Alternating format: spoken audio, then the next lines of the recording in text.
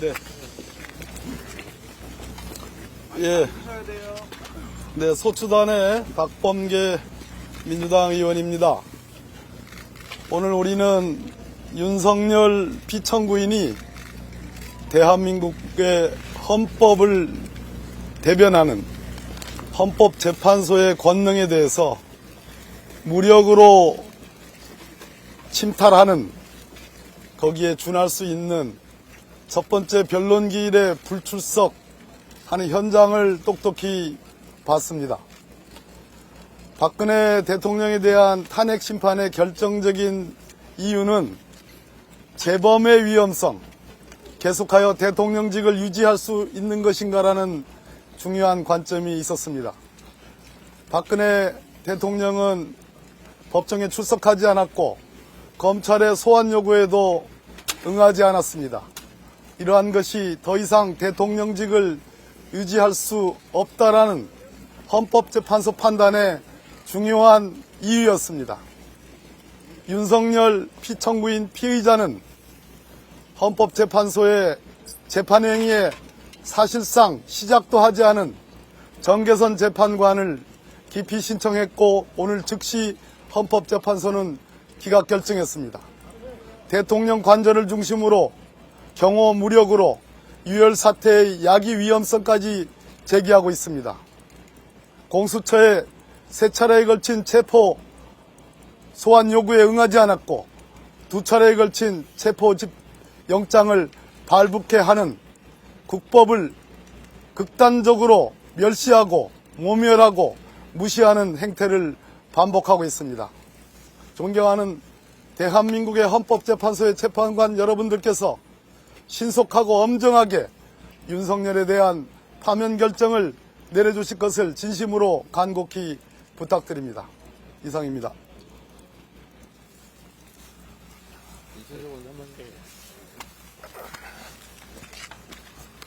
8년 전에도 이 자리에서 박근혜 대통령 탄핵을 담당했던 이준석 의원입니다.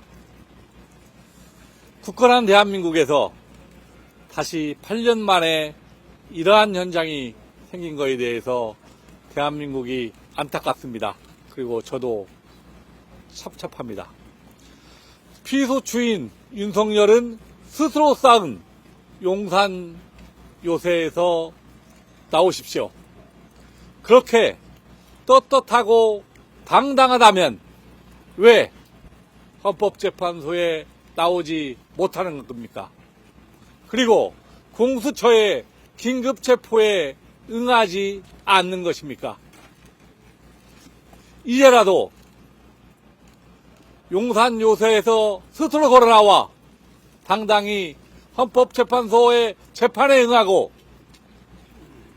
공수처의 수사에도 임하는 것이 대통령으로서 마지막 그에게 주어진 임무라는 것을 명심하시기를 바라겠습니다.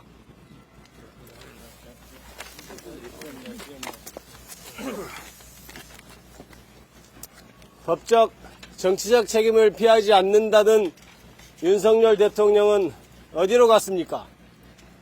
본인에 대한 소추를 진행하는 절차에 유일하게 참석하지 않는 이 헌법재판소의 광경은 윤석열 대통령의 반헌법적이고 헌법적대적인 모습을 너무나 충분히 드러낸다고 생각합니다.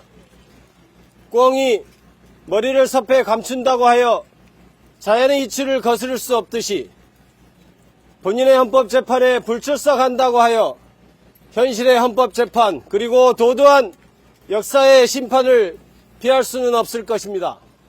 윤석열 대통령은 지금이라도 공수처의 체포영장에 응하고 그리고 헌법재판 절차에 응하기 바랍니다. 그것이야말로 본인이 검사 시절에 그토록 외쳤던 적법 절차에 충실한 태도를 보이는 것이 될 것입니다. 다시 한번 강력히 촉구합니다.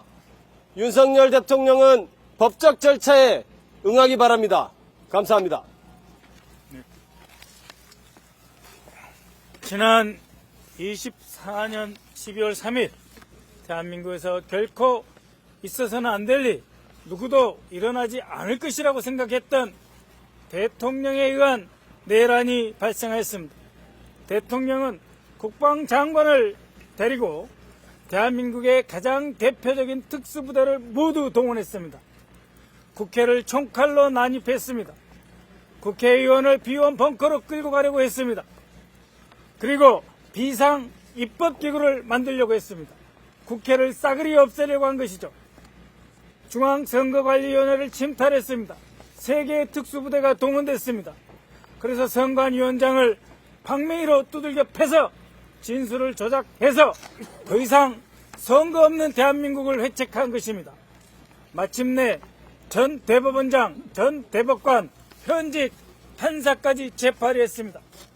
사법체계를 완전히 붕괴시키려고 한 것이죠.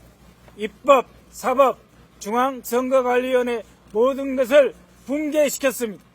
마침내 헌법재판관에 대해서조차 기피 신청하는 이런 무도한 행위를 하는 것입니다.